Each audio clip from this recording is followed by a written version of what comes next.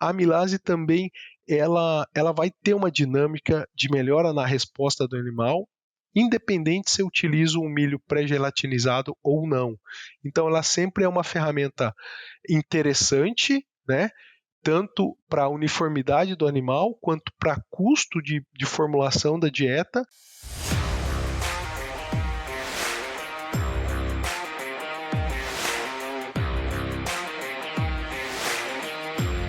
Olá, sejam todos muito bem-vindos. Esse é o podcast Suinocultura Faixa Preta. Eu sou a Inês Andretta e hoje nós estamos recebendo o Vitor Facina, que é médico veterinário, mestre, doutor e que já há alguns anos desenvolve um trabalho muito bacana da DSM Firmenich, agora atuando como gerente de enzimas. Vitor, obrigada por aceitar nosso convite, por estar com a gente. Eu que agradeço, Inês. Um prazer estar aqui com vocês nesse podcast, né? E conversar um pouquinho sobre pesquisas com nutrição de leitões, né? Essa fase tão importante que a gente foca tanto em melhorar não só o custo de produção desse animal, mas também a saúde desses leitões, né? E dentro aí desse rol de estudos que a DCM trabalha com nutrição de leitões, a gente foca bastante aí num tema importante quando a gente pensa em após o desmame desses animais, que é quais ferramentas, né, principalmente as enzimas nutricionais, que podem melhorar aí a uniformidade e o desempenho desses animais, né? Então, queria compartilhar com vocês hoje aqui uma pesquisa, né, uma série de pesquisas que a gente faz com leitões, mas a gente elegeu uma especificamente assim, que é quanto à questão aí do momento do desmame, né, definir a granulometria do milho que vai utilizar, né, e a ferramenta de uma enzima exógena para complementar essa dinâmica das enzimas endógenas no leitão, né? A gente observa aí informações bem interessantes nesse sentido, né? E essa é uma pesquisa bem bacana porque foi feita com dietas peletizadas, né, para leitões. Então, elas nos traz bastante informação assim da praticidade também na agroindústria, né, desse resultado dessa pesquisa, né?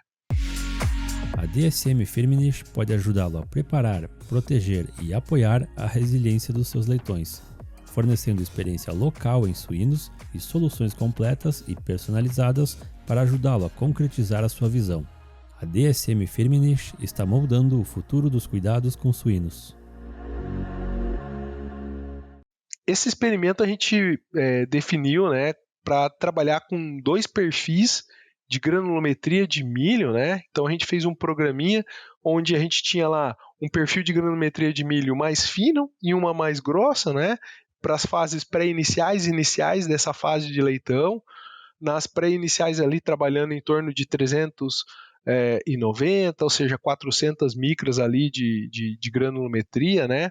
Numa fase mais grossa ali, trabalhando em torno de 700 micras, e depois aí nas fases iniciais, subindo aí essa granulometria para 600, uma fase mais fina, na granulometria mais fina, e 920 mais ou menos ali de DGM para as fases finais, né? E aí essas dietas elas foram peletizadas e o intuito então de verificar como que seria a dinâmica da resposta produtiva desses animais nesses 2 tipos de dieta, né? E a gente decidiu então fazer a inclusão de uma amilase exógena nesse caso, porque a gente sabe que a dinâmica fisiológica do leitão, até ali a 3ª semana, a 4ª semana de idade desse animal, a amilase, junto com as outras enzimas importantes, como a tripsina, quimiotripsina, pepsina, ela tem um perfil de dinâmica muito menor, né, uma concentração e uma atividade muito menor do que outras enzimas, por exemplo, como a lactase, né? Então, esse é um pouco do objetivo de quando a gente trabalha com uma dieta mais complexa, usa outros aditivos, né, um soro de leite, um milho pré-gelatinizado para melhorar a digestibilidade desse amido, né? E também tenta focar um pouco aí nessas questões de granulometria para melhorar a performance do leitão. Então, o objetivo, a gente falou, por que não utilizar a amilase, já que a gente tem muitos trabalhos mostrando o benefício dessa enzima para essa categoria, para essa faixa, né, de idade do suíno. Então, foi isso que a gente trabalhou e os resultados que a gente encontrou foram bem interessantes, assim, né? Nas fases pré-iniciais, ali até as 2 semanas após o desmame desse animal, né, 43 dias de experimento, de idade desse suíno, assim, a gente observou que a granulometria do milho, né, a menor granulometria, a granulometria mais fina, em torno de 400 micras, ela proporcionou uma conversão alimentar interessante para o suíno, porém para ganho de peso e consumo de ração a gente não viu diferença entre as granulometrias, né? Então, uma agroindústria que pensa em conversão alimentar, uma granulometria mais fina nessa fase é interessante, né? Apesar da gente ter alguns custos adicionais dentro da fábrica por troca de matrizes, etc., ali no moinho. Porém, quando a gente colocou a amilase, né, por essa deficiência do leitão em ter amilase endógena para digerir todo esse amido que a gente está fornecendo, né, que numa dieta de leitão vai estar aí pelo menos no mínimo 40% de amido, a gente observou efeitos positivos em consumo de ração, ganho de peso e conversão alimentar. Então, a melhoria dessas três variáveis que o produtor mede constantemente, né? Então, isso nos chamou bastante atenção. Quando a gente parte para as fases finais desse período de creche, a gente começa a observar que a gente não a granulometria do milho, né, um milho um pouquinho mais grosso, ali em torno de 900 micras, proporcionou para esse leitão um melhor desempenho, né? Por quê? Porque o intestino dele já está, o trato gastrointestinal dele já está bem mais adaptado, bem formado, então ele conseguiu aproveitar melhor dentro dessa dinâmica ali do trato gastrointestinal, e a amilase ali também auxiliou na melhoria da resposta, né? Na saída da creche, quando a gente olha os dados como um todo, que é basicamente o que a agroindústria observa e que os produtores de suíno independente também vão checar, né? A gente observou que a amilase melhorou significativamente a conversão alimentar e o ganho de peso desses animais, né? Então ela mostra assim que realmente nessa fase o suíno tem uma dificuldade em produzir mais amilase endógena, né, versus a quantidade de substrato que ele está alimentado. Então, trazer essa ferramenta faz com que o suíno melhore a digestibilidade da dieta, da ração, e, consequentemente, melhore ali a questão de conversão alimentar, de ganho de peso, né, e de consumo de ração. Né? A gente não observou grandes efeitos significativos quanto à questão de redução de diarreia, porém, em outros trabalhos que a gente executou, a gente observa que essa melhora da digestibilidade do milho e do amido, consequentemente, né, faz com que eu tenha um volume de substrato menor para utilização de bactérias não desejáveis e, consequentemente, então, eu tenho uma melhor consistência de fezes desse animal, né? É um pouquinho assim de um overview desse trabalho que a gente observou, né? Trazendo então uma ferramenta bem interessante para o produtor, né? A consequência disso, né, que é outros experimentos que a gente começou a trabalhar,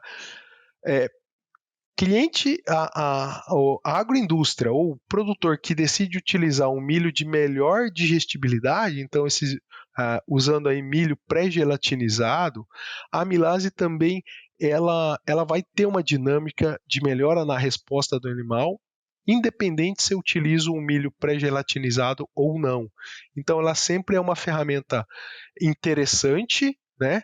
Tanto para a uniformidade do animal, quanto para custo de formulação da dieta, porque eu posso reduzir significativamente o uso de um milho pré-gelatinizado, né? Reduzir mais o ingrediente dentro da minha fábrica, e eu vou melhorar a, a utilização desse amido, desse milho tradicionalmente que eu coloquei na dieta, né, a alfa-amilase exógena ela vai conseguir proporcionar essa melhora da digestibilidade, né? Então traz isso em resposta, então, benefícios econômicos para o produtor, né?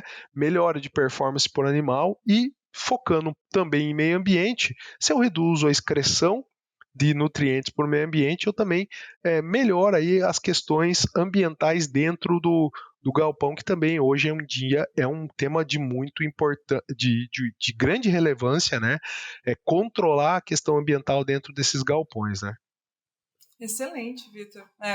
E são implicações, né, práticas importantes que você levantou, e essa implicação ambiental, né, essa local, né, de redução de excreção é uma delas, mas sempre que você torna o sistema mais eficiente, né, que você está produzindo o mesmo ou até mais, né, com a mesma quantidade de recursos, você está sendo ambientalmente mais sustentável aí, né, economicamente, geralmente, né, acompanha, mas Exato. também.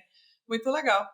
E bacana desse trabalho, que ele também está disponível, né? Ele já foi publicado, então acho que até junto com esse podcast, né, vai ser possível encontrar esse trabalho, consultar e olhar mais detalhes até do delineamento, né, e das avaliações que foram feitas.